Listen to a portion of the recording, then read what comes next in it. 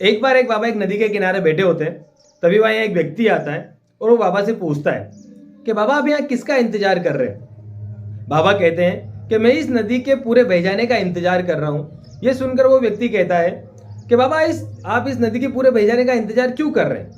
तो बाबा कहते हैं कि जब इस नदी का जल पूर्ण बह जाएगा तब मैं इस नदी को आसानी से पार कर पाऊंगा।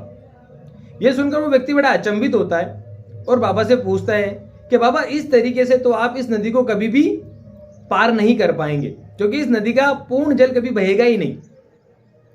यह सुनकर बाबा मुस्कुराते हुए कहते हैं कि बेटा मैं यही तो दुनिया को समझाने का प्रयास कर रहा हूं। जिस तरीके से तुम लोग ये कहते रहते हो ना कि एक बार जीवन की जिम्मेदारियां पूरी हो जाए तो मैं घूमूं फिरूं, ये कर लूं, वो कर लूं, सेवा करूं, तो समझ लो कि जिस तरीके से इस नदी का जल कभी भी पूर्ण रूप से नहीं बह जाएगा, नहीं बह सकता है, और अपने को इस नदी के बीच में से ही उस पार जाने का रास्ता बनाना पड़ेगा।